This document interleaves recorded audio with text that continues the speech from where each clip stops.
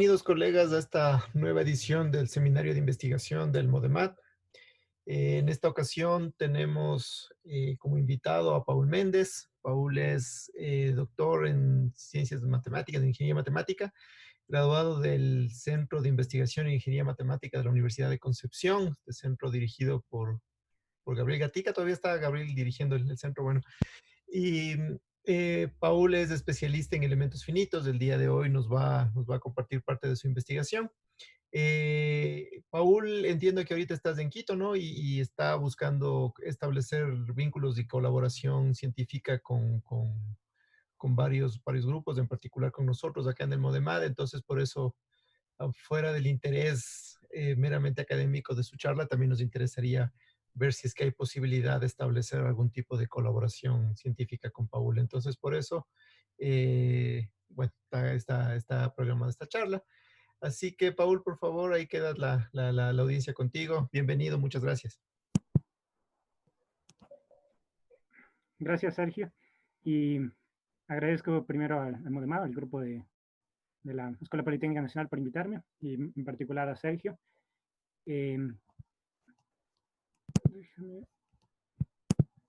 Voy a compartir la presentación. ¿Me dicen si se está viendo?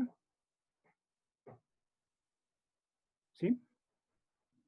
Sí se ve. Bien, gracias. Como mencionó Sergio, básicamente yo realicé la investigación que voy a presentar hoy en parte del Centro de Investigación en Ingeniería Matemática, que está adjunto al Departamento de Ingeniería Matemática de la Universidad de Concepción. De hecho, sí, Gabriel Gatica seguía siendo el director hasta hace poco. Más o menos por marzo se cambió la dirección. Ahora está Rodolfo Araya, pero Gabriel sigue siendo profesor e investigador activo en el CIMA. Bueno, antes de comenzar, obviamente quiero agradecer primero a las instituciones que financiaron parte de mi investigación, como corresponde. El CONICYT de Chile, ahora ANI, y el CENESID de Ecuador. Y básicamente lo que voy a presentar es un trabajo que se realizó enfocado sobre todo a equipos que se utilizan tanto para la recuperación como tratamiento de agua, como son equipos de sedimentación y filtros. El esquema de la presentación es el que ustedes pueden observar ahí. Voy a comenzar con una corta introducción, solo mencionando algo de la investigación que se hace en el CIMA, en términos muy generales, y también algo de la investigación que hago yo personalmente, para después enfocarme en dos problemas muy puntuales que abordamos en el CIMA, como había mencionado, sedimentadores y filtros de agua, y finalmente unas líneas acerca de hacia dónde se quiere llevar este tipo de trabajos en el futuro. Bueno, con respecto al CIMA, el CIMA tiene fundamentalmente dos líneas de investigación, ¿sí? Una que es en métodos estocásticos, no es donde yo trabajaba, así que no hay mucho que pueda mencionar ahí, y la otra que quizás es la línea más fuerte, donde se dan el mayor número de publicaciones y está escrito el mayor número de investigadores en el CIMA, que es la rama de análisis numérico.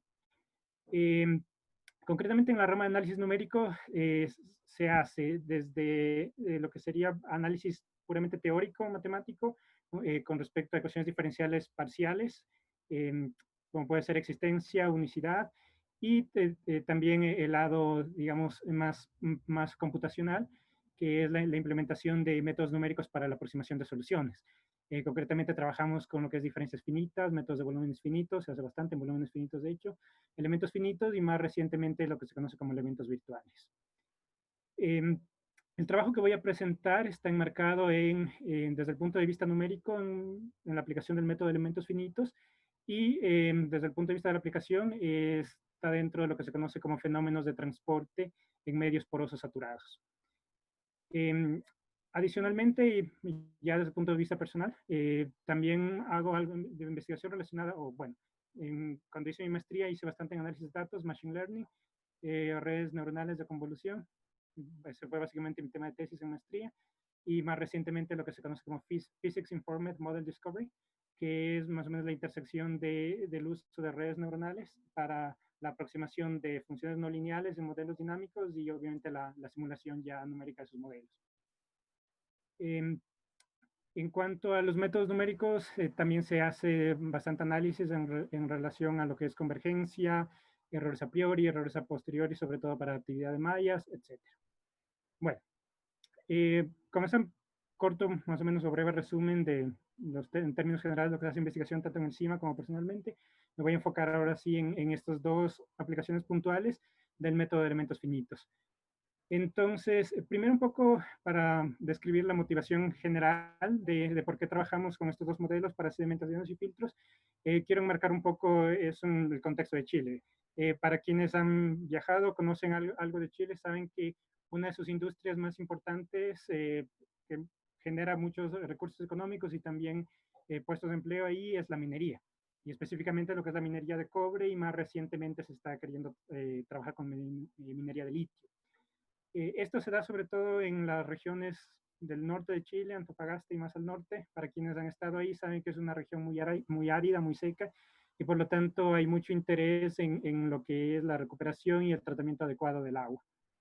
Entonces, parte de este trabajo se realizó también en conjunto con el CRIAM, que es el Centro de Investigación para Recursos Hídricos de Chile. Hay de hecho mucho financiamiento con respecto a ese tipo de investigación. Y bueno, y eso es básicamente la motivación inicial de por qué se trabajó con estos modelos. Entonces, voy a comenzar presentando primero un modelo para sedimentadores con rastra rotatoria, básicamente para tanques de clarificación. En términos muy generales, el esquema de los tanques con los que trabajamos, el que ustedes pueden observar en la pantalla. Básicamente tenemos un tanque en el cual en el fondo hay una rastra que va girando muy lentamente para ayudar con la sedimentación. Tenemos una entrada, que es el inlet, donde ingresa el fluido con los sólidos que queremos sedimentar, un overflow, que es donde se va a recolectar básicamente el líquido clarificado, y por abajo va a salir el sedimento. Bien, entonces el modelo matemático con el que abordamos ese problema es el siguiente. La primera ecuación, la que podemos ver acá arriba, es fundamentalmente una ecuación de Navier-Stokes usual, pero si podemos ver adicionalmente al término de fuerza que proviene o que modela la gravedad, tenemos un término adicional, en este caso, que trata de modelar la influencia del giro de la rastra en la ecuación de momento. De la misma forma, en la tercera ecuación, que sería la que se deriva básicamente de un balance de masa de los sólidos, añadimos también en el lado derecho un término que trata de modelar igual la influencia de la rastra sobre la concentración de sólidos en el tanque. La ecuación de en medio es lo que se conoce como la ecuación de incompresibilidad. Básicamente estamos asumiendo en este caso que el líquido es incompresible, y entonces el balance de masa para todo el fluido se reduce a esta restricción de incompresibilidad. Es decir, que queremos que nuestras soluciones, en este caso para la velocidad, sean de divergencia nula, que tengan la divergencia igual a 0. Ahora, para el modelo de la sedimentación de los sólidos utilizamos un modelo bastante conocido, que es el modelo de sedimentación de Kinch, donde tenemos un término que modela la compresibilidad de los sólidos, que es este término difusivo que podemos ver aquí, y un término que va a modelar la sedimentación obstaculizada. Todos esos términos son relaciones en realidad no lineales, que son las que podemos ver en la parte baja de la diapositiva. Y básicamente el modelo en sí, las constantes, vienen del trabajo, de una serie de trabajos realizados con anterioridad por uno de mis coautores, que es el profesor Raymond Burger. De hecho, él ha trabajado mucho con sedimentación, tiene muchos trabajos en esta línea de sedimentación, y muchos de los parámetros que utilizamos provienen de trabajos anteriores. Bueno, entonces, bueno, obviamente cerramos el sistema de ecuaciones, en este caso diferenciales parciales, con condiciones de borde apropiadas para la geometría que había mencionado anteriormente. Ahora, quizá una de las mayores novedades en este modelo en particular es justo la inclusión del término de rastra rotatorio, de que trata de capturar la influencia tanto en el momento como en la concentración de sólidos de una rastra rotatoria. Y para eso utilizamos o adaptamos un método que se conoce como el método de frontera inmersa, que fue propuesto inicialmente por Boff y Gastaldi en 2003 para elementos finitos. Bueno, en realidad este método de frontera inmersa se había trabajado ya antes para diferencias finitas. El primer trabajo que adapta este método para elementos finitos es este trabajo que mencioné de Boff y Gastaldi. En términos muy generales, lo que se hace es asumir que tenemos un dominio de referencia, este dominio beta del lado izquierdo, y una función que va a mapear las coordenadas hacia el dominio en el tiempo. ¿Sí? Todo el dominio. y imponemos específicamente la localización del sólido inmerso, que en este caso gira o rota, a través de estas delta de Dirac que podemos ver en estas formas integrales que vamos a adoptar tanto para el término en la ecuación de inercia como en la ecuación de la concentración de los sólidos. Ahora, en general, para trabajar con el método de elementos finitos no trabajamos directamente con la formulación fuerte. Por ejemplo, tenemos aquí un ejemplo de formulación fuerte, sino con lo que se conoce como la formulación variacional. De forma muy breve, porque en realidad hay mucha teoría detrás de lo que son las formas variacionales, lo que hacemos es multiplicar la forma fuerte por lo que se conoce como funciones test. Estas funciones que ven aquí, que básicamente son funciones C infinito, con una cantidad infinita de derivadas continuas, y adicionalmente tienen soporte compacto. ¿Sí? Esto, conjuntamente con la teoría de derivadas distribucionales, que básicamente es una generalización del cálculo común de las derivadas normales, igual, con la teoría de distribuciones, que a su vez es una generalización de funciones, nos permiten llegar a esta forma de acá, la forma que vemos abajo, que es lo que se conoce como forma variacional. ¿Sí? En general, la forma variacional, la ventaja de la forma variacional es que nos permite buscar nuestras funciones solución con menos regularidad. ¿Sí? Y eso nos da más flexibilidad a la hora de buscar las soluciones. En general, si es que nuestra forma fuerte tiene una solución exacta, se puede demostrar que la solución de la forma variacional va a ser equivalente, ¿sí? La misma. Pero para los casos en los cuales nuestra forma fuerte no tiene una solución exacta, hay casos en los que sí, en cambio, podemos encontrar una solución débil, ¿sí? Una solución que en lugar de cumplir directamente con las ecuaciones de nuestra forma fuerte, cumplen con esta ecuación de acá, ¿sí? Y obviamente tienen menos regularidad, pero son soluciones que todavía pueden tener una interpretación física y que todavía son útiles para modelar fenómenos físicos. ¿Sí? Son términos muy generales lo que nos referimos como una formulación variacional. Como digo, hay mucha teoría en el trasfondo de eso, y básicamente abajo menciono dos referencias, digamos, clásicas en cuanto a las formulaciones variacionales para ecuaciones diferenciales parciales, que pueden consultar quienes estén interesados en profundizar un poco más en esto.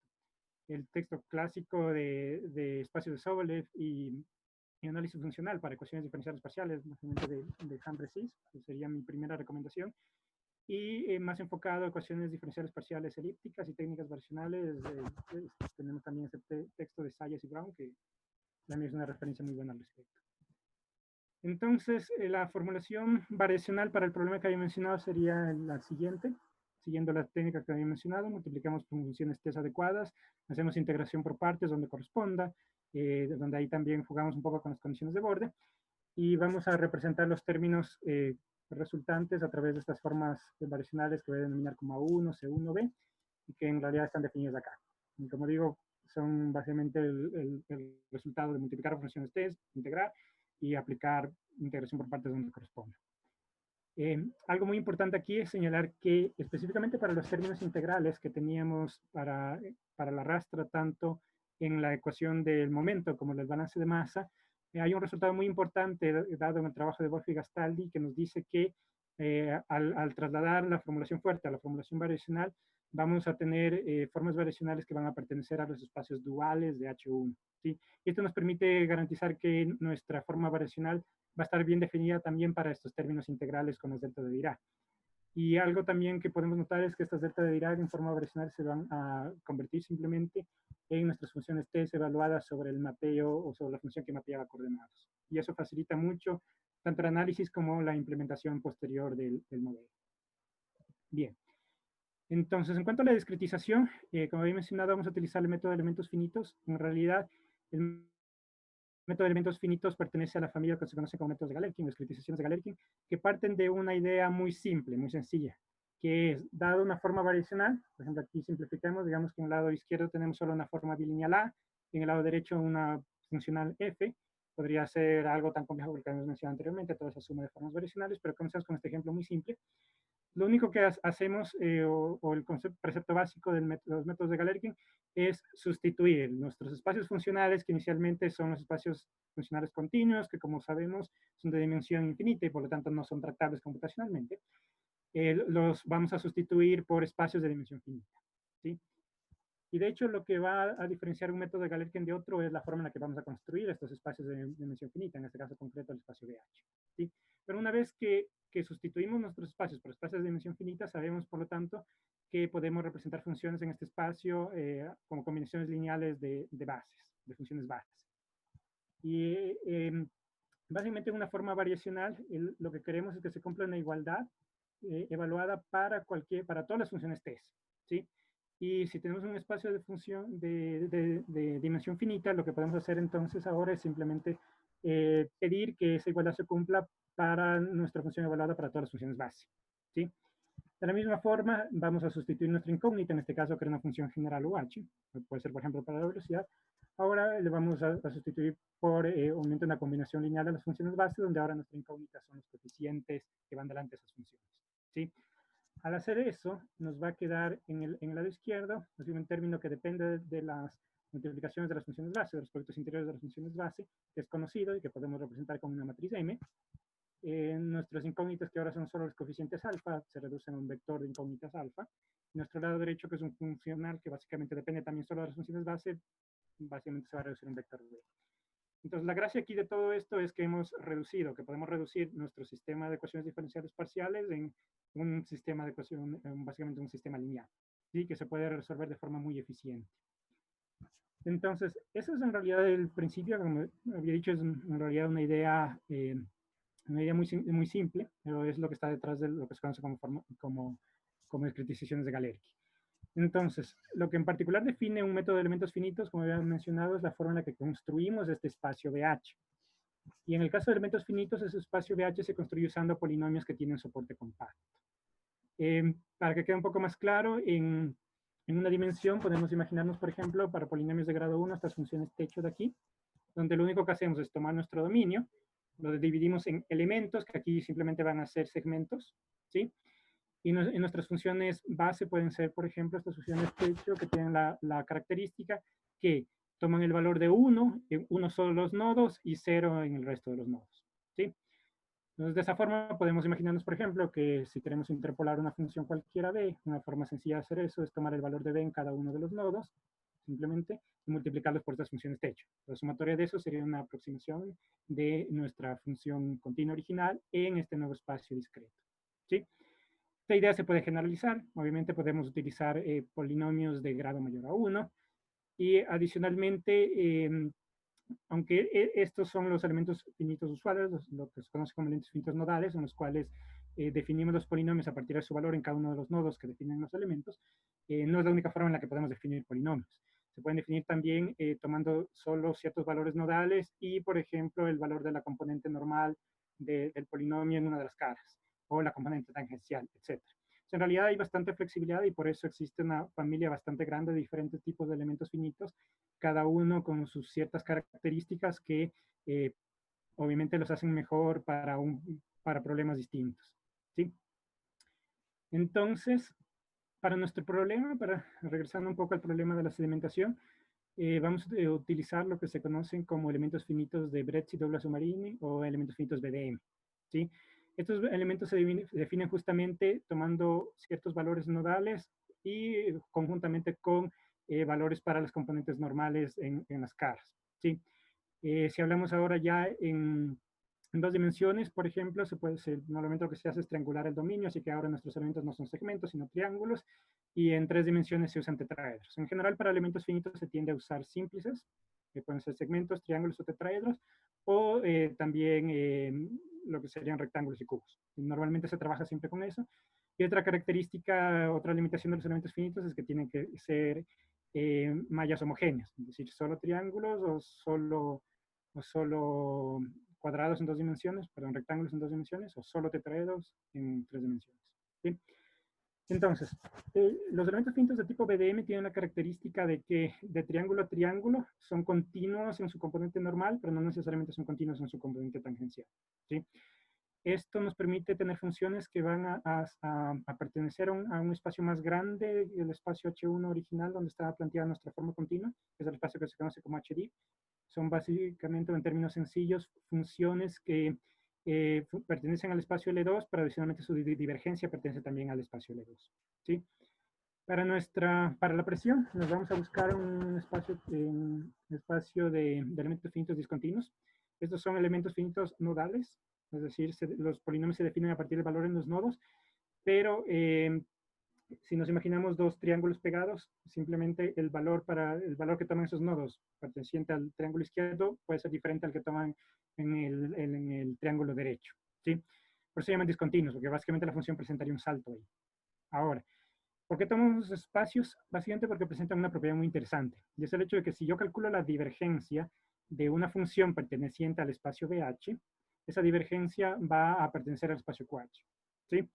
Y aunque eso suena muy abstracto, en realidad eso se traslada a la propiedad de que nuestras aproximaciones de la velocidad, las aproximaciones de la velocidad que vamos a buscar en el espacio BH, van a tener también divergencia nula.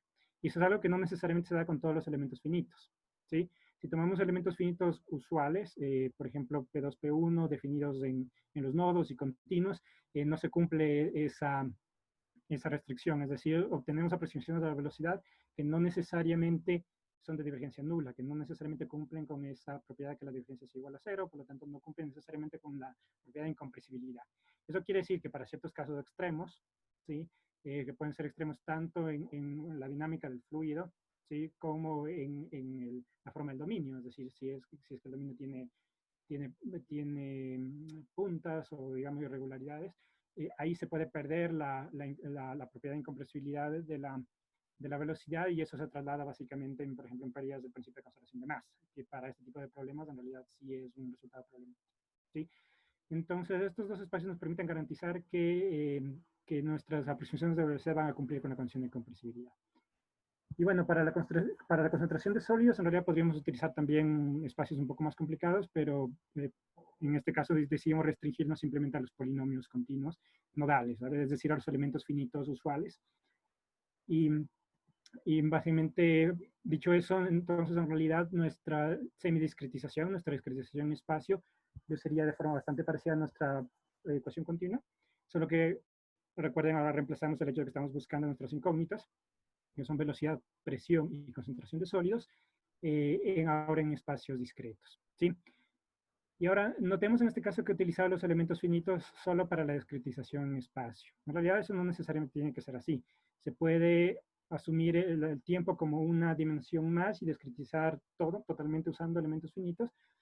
O algo que es un poco más usual es hacer lo que vemos aquí, que es discretizar solo en espacio utilizando elementos finitos. Como tenemos términos no lineales, en realidad necesitamos dar un paso adicional para la linealización de esos términos o para tratar las no linealidades. En este caso usamos simplemente una iteración de Newton-Raphson. Y hecho eso, básicamente nuestro sistema se reduce a un sistema de ODIs, de ecuaciones diferenciales ordinarias para el tiempo. Nos podemos utilizar cualquiera de las técnicas que conocen para aproximar numéricamente ODIs, como pueden ser, por ejemplo, el método de Euler, o en este caso usamos la fórmula BDF2, que es básicamente un backward Euler de segundo orden. ¿Sí? Esto podría ser también un Runge-Kutta, etc. Bueno, entonces nuestra discretización completa sería la discretización que obtendríamos después de aplicar elementos finitos para discretizar en espacio y en este caso el backward Euler para discretizar en tiempo. Ahora, en realidad para la implementación, y esto es también una de las grandes ventajas del método de elementos finitos, es el hecho de que, como vieron, existe un procedimiento bastante establecido en cómo pasar desde nuestra formulación variacional hacia un sistema de ecuaciones lineales. ¿Sí? Entonces existe mucho software que facilita ya eso, de poder escribir nuestras ecuaciones en una forma bastante parecida a la forma matemática que podemos ver aquí. Básicamente el do, los gradientes, etcétera, bastante parecida a la notación como escribiríamos en LaTeX, por ejemplo. Y se encarga el software internamente de convertir eso después en matrices que podemos enviar a solvers lineales muy eficientes, como puede ser el PETS o el BLAS. En el centro en general usamos bastante lo que se conoce, el software Phoenix, que utiliza como frontend Python, es el que vemos en el ejemplo. También existe FreeFane, que tiene un frontend C++, por lo tanto es un poquito más complicado, pero en realidad también tiene esta abstracción de escribir algo que es muy parecido a la formulación variacional y que nos da a convertir en ecuaciones lineales. Obviamente eso sirve para las implementaciones usuales, Si tenemos algo como el caso, en este caso teníamos para la rastra, necesitábamos que las funciones T se evalúen en un mapeo de funciones. Ahí sí toca escribir explícitamente la conversión en C++, en ambos casos, pero facilita ya bastante el trabajo para el resto de formas relacionales. Y si queremos un software un poco más general, se usa también bastante el DIL2 y NetGen NGSol, que también tiene la ventaja que se puede utilizar para implementaciones de volúmenes finitos o de diferencias finitas. Obviamente son librerías de más nivel, hay que escribir mucho más, pero son más flexibles en ese aspecto. Y algo interesante del NGSolve es que está bastante enfocado a implementaciones utilizando paralelismo y clusters. Entonces, si eso es necesario, es también una opción muy interesante. Y bueno, en ese trabajo hicimos también bastante análisis. Por tiempo, solo voy a mencionar levemente. En general, lo que se busca uno después de plantear una discretización, en este caso un modelo de discretización, es obviamente tratar de probar primero que va a converger a nuestra solución exacta. Y segundo, tratar de probar lo que se conoce como la tasa a la que converge, ¿sí? Porque eso está muy ligado al costo computacional que va a tener el método. Si la convergencia es muy lenta, quiere decir que vamos a necesitar, por ejemplo, mallas muy finas y eso redunda en un costo computacional muy alto. Si la convergencia es más alta, entonces podemos usar mallas un poco más gruesas y eso normalmente es más eficiencia. En general, en elementos finitos decimos que la convergencia es óptima cuando la convergencia en espacio depende del orden polinomial. En este caso es h, que es la medida de la que se conoce como el diámetro de malla, que básicamente es el máximo de los diámetros de los elementos. Los triángulos, por ejemplo, se imaginen en 2 dimensiones y eso elevado a una potencia k que depende que es básicamente el orden del polinomio que estamos usando en nuestros elementos finitos. Y bueno, y en este caso, como estamos usando BDF2, lo que se esperaba es que la convergencia sea orden 2 en tiempo, ¿sí? Entonces, después eso se tiene que corroborar a través de experimentos numéricos. Normalmente obtuvimos algunos datos para diferentes tamaños de malla y lo que esperamos observar es específicamente que se den los órdenes, un orden que siga el orden polinomial, por ejemplo, H1 en el caso de si usamos polinomios de orden 1, H2 polinomios de orden 2 en espacio, y tener exactamente lo mismo en tiempo. Normalmente para mallas más gruesas, sobre todo si cuando se están trabajando con Galerkin discontinuo, suele dar ciertos problemas de estabilidad para mallas gruesas, entonces normalmente no se ve tan bien la convergencia ahí, es por eso que vemos aquí un cambio dependiente para las mallas más gruesas, pero conforme se va yendo a mallas más finas se tiene la convergencia esperada, ¿sí? Y bueno, finalmente la parte que, digamos, con respecto a la parte práctica, obtuvimos muchos resultados cualitativos con respecto a cómo estaba operando ya el modelo, por ejemplo, para la influencia del giro del rack sobre las líneas de corriente para nuestro fluido, que podemos ver aquí en estas imágenes. También vimos la influencia de los diferentes parámetros como la velocidad de la rastra, perdón, sobre las concentraciones de los sólidos. Y bueno, obviamente algo que se hace bastante después es tratar de evaluar cuál es la sensibilidad del modelo a los parámetros, tomando diferentes valores para los parámetros de la rastra, ver cuál es la influencia sobre la concentración tanto a la salida en el overflow como en la parte inferior, ¿sí? En realidad, digamos que el trabajo hasta aquí fue una primera etapa que se trabajó fundamentalmente en el CIMA. De ahí queda una segunda etapa que es ya mucho más experimental y que normalmente se suele trabajar más haciendo trabajo interdisciplinario. Nuestro centro trabaja mucho con el departamento tanto de metalurgia como el de química de la Universidad de Concepción y entonces hay muchos trabajos en los cuales los modelos después se prueban ya experimentalmente apoyándonos en colegas de los departamentos de metalurgia, específicamente en este caso cuando estamos trabajando sobre todo en equipo que se utiliza o relacionado con la industria minera, ¿sí? Bueno, entonces eso con respecto al primer modelo. Nuestro segundo modelo, el segundo modelo que voy a presentar es un modelo para filtros de agua. En realidad la motivación de este modelo nació de un trabajo que realizamos de forma conjunta con el profesor Ian Griffith. Él a su vez estaba trabajando con un grupo que diseña filtros de bajo coste, son básicamente filtros cilíndricos que utilizan como capa filtrante diferentes tipos de suelos, ¿sí? Su experimento inicialmente usaba suelos ricos en laterita, que se demostró que pueden retener diferentes concentraciones de arsénico. Entonces ellos tenían datos experimentales y lo que querían es un modelo matemático que les permita tener al menos predicciones iniciales de cuál es la influencia de, por ejemplo, tener capas más eh, largas o más cortas de los suelos, o tener diferentes tipos de suelo y cambiar, por ejemplo, el orden de esas capas y ver cómo eso influencia en la retención, el agotamiento del filtro, etc. ¿Sí? Entonces, eso fue la motivación para el diseño de este modelo. Ahora, en general, como los experimentos y la aplicación inicial al menos se realizó con filtros cilíndricos, entonces quisimos aprovechar también esta simetría rotacional para hacer una reducción del modelo que originalmente debía ser en 3 dimensiones a 2 dimensiones utilizando un cambio de coordenadas axisimétricas. ¿Sí? Esto también porque desde el punto de vista matemático, digamos, aportaba un elemento interesante y era el hecho de que al pasar a coordenadas axisimétricas normalmente nos quedan estos términos del radio de un radio en diferentes potencias y básicamente eso te fuerza a trabajar en espacios con peso, ¿sí? No los espacios de sobre usuales, sino espacios con peso. Entonces, eso tiene una dificultad matemática adicional tanto para el análisis como para el diseño del método y obviamente tiene interés desde el punto de vista matemático. En general, eso también quiere decir que muchas de las desigualdades o de las cotas que tú tienes para elementos finitos usuales tienes que volver a probar, pero ahora en elementos en peso. Entonces, eso fue un trabajo en general, digamos largo, pero se utilizaban métodos muy parecidos a los que utilizas en coordenadas cartesianas. ¿Sí? Hecho eso, en general la formulación no será muy diferente a la que se utilizaba anteriormente. Tenemos ahora una ecuación tipo Brickman para el flujo.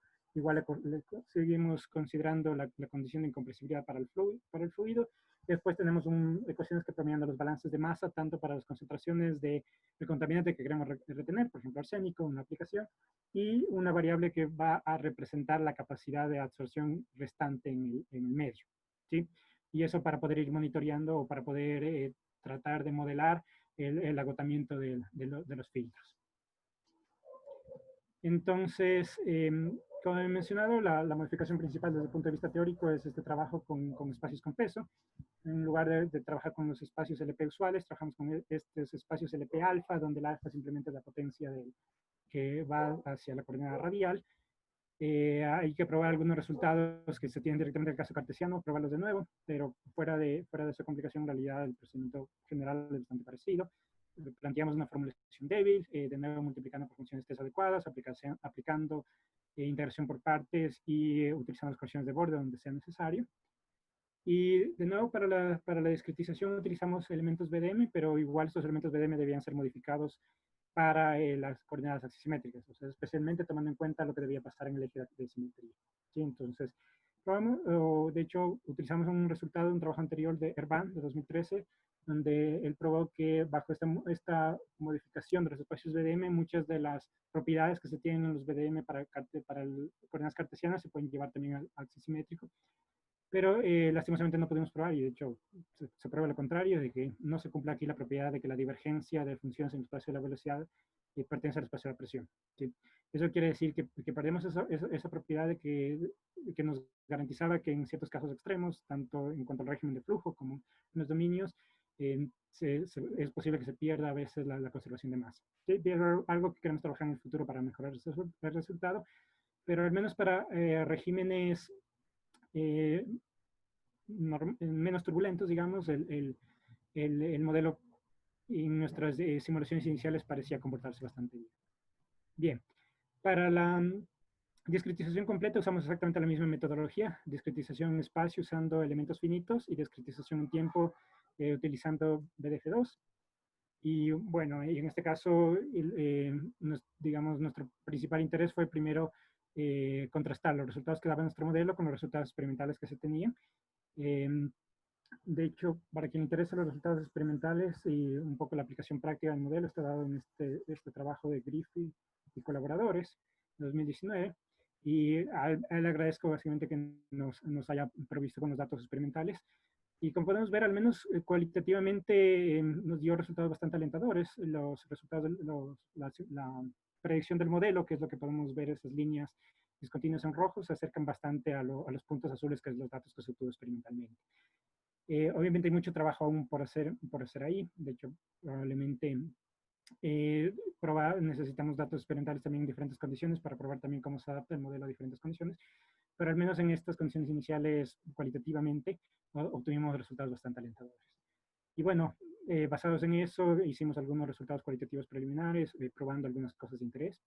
Aquí podemos ver simplemente algunos resultados de cómo se va difundiendo la concentración de arsénico conforme va pasando por el filtro.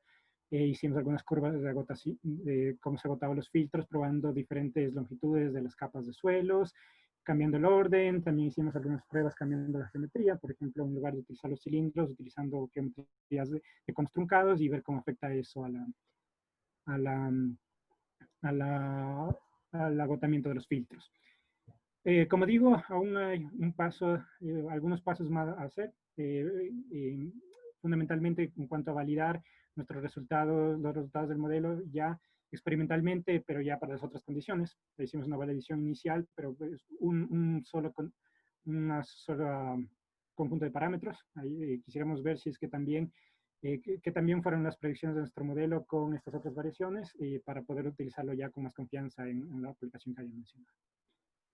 Bueno, eso con respecto a simplemente dos ejemplos muy puntuales del tipo de trabajo que hemos hecho en cuanto a la aproximación de modelos dinámicos utilizando elementos finitos. Y solo para mencionar ya algo del trabajo que se está haciendo más recientemente y que creo que va a ser muy importante en el futuro en esta rama del análisis numérico. El primero, y que de hecho viene ya de muy atrás, pero sigue teniendo mucha relevancia, es el trabajo en precondicionadores. Algo muy interesante del método de elementos finitos es que las matrices que obtenemos de la discretización de los elementos finitos suelen presentar ciertas características, tales como patrones de bandas, etcétera, que se pueden aprovechar mucho en la construcción de precondicionadores para obviamente acelerar la convergencia de los métodos que resuelven los sistemas lineales. En eso se trabaja bastante. El segundo punto que está viendo mucho auge, especialmente ahora con más potencia computacional, es lo que es el fluido estructura.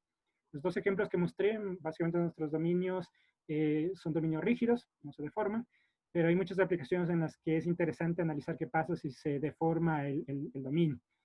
Sobre todo, por ejemplo, en aplicaciones biológicas. Por ejemplo, si queremos modelar el flujo dentro de vasos sanguíneos. Sabemos que los vasos sanguíneos no son rígidos, son elásticos, se van a deformar con el paso del fluido y es importante poder capturar eso. Existen ya muchas técnicas diseñadas para eso, pero también sigue siendo un área muy activa de investigación. Y lo otro que había mencionado muy brevemente al inicio, en lo que se está trabajando mucho y es una reciente generalización que se hizo del método de elementos finitos, que se conoce como método de elementos virtuales, que tiene, primero como una de sus bondades, el hecho de que se puede trabajar ya con mallas mucho más generales, que no necesariamente tengan elementos homogéneos.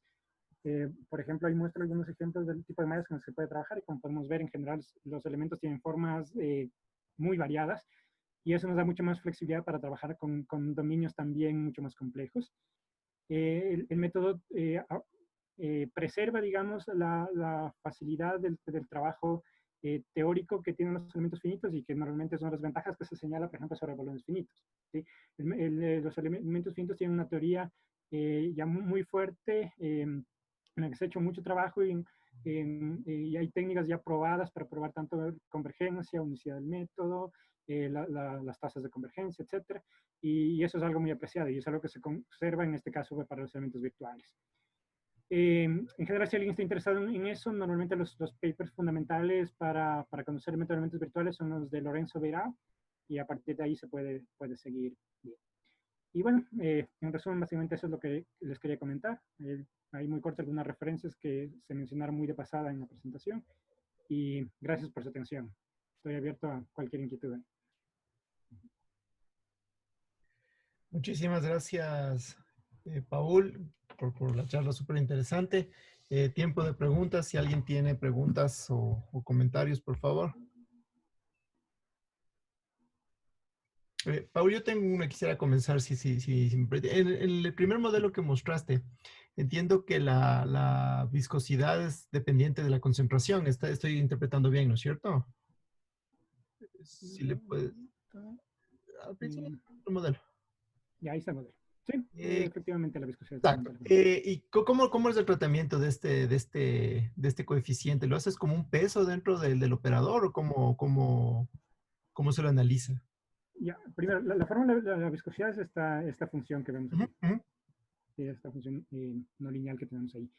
En realidad, los coeficientes exactos de esta viscosidad inicial, etcétera, dependen mucho del material con el que estamos trabajando. Como había dicho, tomamos coeficientes, vinieron de los trabajos anteriores de Raymond, que tienen también su componente práctico. Sí, el trabajo mucho sobre todo con la facultad de metalurgia. Entonces, muchos de los coeficientes se obtuvieron primero a través de experimentación práctica. Igual el modelo, esta cuestión de acá, no lineal, se validó en experimentos de forma práctica y de ahí se llevaron al modelo matemático. ¿Sí? Yeah. En cuanto al tratamiento, en realidad, obviamente, tener ese término nos genera una no linealidad ahí, que desde el punto de vista numérico simplemente se resuelve utilizando las iteraciones de Newton-Raphel que había mencionado. Desde el punto de vista del tratamiento teórico, obviamente eso afecta en cuanto a la regularidad que tú puedes pedir a las soluciones. Como tenemos el término de concentración multiplicando también términos de la velocidad, etcétera, normalmente tú tienes que irte a espacios LP, L6, etcétera, que se pueden demostrar y usar un poco los que se conocen como solid embeddings, ¿sí? Que te demuestran básicamente que si tomamos una función LP, pertenece también a un espacio H1, etcétera. La manipulación va un poco por ahí, por jugar un poco con la regularidad de los espacios, pero aún se pueden demostrar igual la estabilidad del sistema, etcétera, las cotas, normalmente usando las inclusiones de Sobolev y ese tipo de teoremas. Ok, perfecto. Hay una pregunta de Roberto Rojas. Le voy a parafrasear un poco. ¿Podrías hacer alguna valoración sobre ventajas o desventajas de trabajar con elementos finitos versus volúmenes finitos o diferencias finitos para este tipo de problemas? Ya.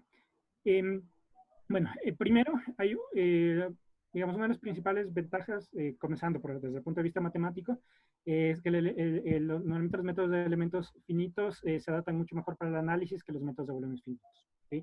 Eso meramente desde el punto de vista, digamos, desde el punto de vista del análisis matemático. Normalmente es mucho más complejo hacer análisis para métodos de volúmenes finitos o definir tasas de convergencia y ese tipo de cosas. Ahora, eso redunda en el hecho de que cuando tú trabajas con elementos finitos, por ejemplo, es mucho más fácil diseñar lo que se conoce como estimadores a posteriori, que se pueden utilizar, por ejemplo, para refinamiento de mallas, solo en los lugares en los cuales tu método te está dando dificultades, ¿sí? Entonces, normalmente esto nos permite obtener soluciones mucho más eficientes justo en los lugares en los que necesitamos. Entonces, es algo que normalmente se utiliza bastante en elementos finitos, hacer estos refinamientos de malla utilizando indicadores a posteriori, y es algo que normalmente se basa en el principio de que teóricamente es mucho más fácil definir estos indicadores cuando trabajas con elementos finitos que cuando trabajas con volúmenes finitos, ¿sí? Ahora, en realidad ya desde el punto de vista de implementación computacional es muy difícil juzgar de forma muy general qué método es superior a otro, porque en realidad eso va a depender mucho de la aplicación específica de la que se está hablando, ¿sí? En sedimentadores sé que se ha hecho mucho, de hecho, yo también trabajé mucho y hice parte en trabajos con volúmenes finitos y ahí varía mucho. Hay algunas aplicaciones específicas en las cuales es mucho más eficiente trabajar con volúmenes finitos, computacionalmente es mucho más rápido. Y los volúmenes finitos tienen la ventaja de que imponer estas condiciones de que se conserve la masa, de que se conserve la energía, sale mucho más directo que hacerlo con elementos finitos. Pero también hay aplicaciones en las cuales los elementos finitos nos han resultado computacionalmente más eficientes. Entonces, como digo, ya en aplicaciones, o sea, decir ya de forma general, un método superior a otro en realidad no se puede, y ahí es mucho de probar los dos métodos y ver para la aplicación específica cuál te puede resultar más eficiente. Perfecto. ¿Alguna otra pregunta? Tengo una pregunta de Pedro Merino. Me dice, ¿los elementos BDM están disponibles en Phoenix? Sí, Phoenix, tanto Phoenix como FreeFen, las dos librerías tienen BDM. Phoenix tiene la ventaja de que puedes implementar, o que tiene implementado ya internamente BDM de cualquier orden. En el caso de FreeFen, sé que tienen, me parece, BDM hasta el orden 2, ¿sí? Pero las dos librerías tienen implementados ya los elementos finitos BDM. ¿Alguna otra consulta, comentario? O sea, tu experiencia trabajando con Fénix es positiva, entiendo, ¿no? Pero, a ver, un poco la pregunta sería, ¿utilizas los solvers de los sistemas de ecuaciones lineales estándar del Fénix o hay como modificar, digo, espacios de Krylov o alguna cosa así? Ya. Bueno, comenzando primero con lo que mencionaste primero, en realidad mi experiencia con Fénix en realidad es muy positiva, sobre todo cuando tú trabajas con aplicaciones que no tienen términos que se salgan demasiado digamos, de lo usual, ¿sí? De las formas variacionales usuales. Mm. El Fénix en general ahí discretiza muy bien, normalmente te da discretizaciones muy eficientes y sobre todo es muy sencillo en ese aspecto, en conseguir las discretizaciones. Ahora, si es que tú necesitas ya cosas más complejas, como evaluar tus funciones test en mapeos de funciones, si vas a trabajar ya con fluido estructura, es decir, donde se deforma tu dominio, en cambio ahí la facilidad del Phoenix se traduce en que es menos flexible. Y ahí normalmente, si tú ya quieres implementar cosas como fluido estructura, por ejemplo, ahí yo recomendaría más el FreeFeng. El FreeFeng es mucho más flexible en esos aspectos. Obviamente, como el front es C++, va a ser un poco más difícil de programar, pero muchas veces necesitas esa flexibilidad. Y el segundo punto donde el Phoenix te puede dar problemas es si trabajas con precondicionadores. Es decir, si tú quieres acceder directamente a las matrices que se construyen y comenzar a modificarlas antes de pasarlas a los solvers lineales. Entonces, el FreeFeng también el Phoenix ahí también no es tan flexible y es mucho mejor ir al FreeFeng. Sé que hay una versión que están desarrollando del Phoenix que se llama Phoenix X, pero la versión final aún no ha salido, que justamente trata de solventar esos problemas o esa inflexibilidad, tanto para los precondicionadores como para la construcción de modelos para fluido estructura. Entonces, aún no he probado esa versión, pero cuando salga, probablemente, o al menos espero que el Phoenix también se pueda usar o puede ser también ya recomendable para esos dos escenarios. Con respecto a lo que mencionaste de los solvers, en general, para las aplicaciones de estos dos trabajos, como aún nos quedamos en dominios pequeños, digamos, fue más que suficiente trabajar con los solvers que vienen incorporados en el Phoenix. Si necesitas ya algo más complejo, trabajar en clústeres, en paralelismo, igual a veces siento que el FreeFeng te da mucho más flexibilidad en eso. Pero al menos para el tipo de aplicaciones que he presentado aquí, el Phoenix es suficiente y he tenido una experiencia bastante buena en ese caso. No sé si tienen alguna otra pregunta, algún otro comentario, por favor. Bueno, de no ser el caso, Paul, te agradecemos un montón, una charla súper interesante, gracias por compartirla con nosotros. Gracias a ti y a todos por su atención. Si es que ya podemos compartir por interno el contacto de Paul para quienes estén interesados en mantener una relación, una comunicación más directa.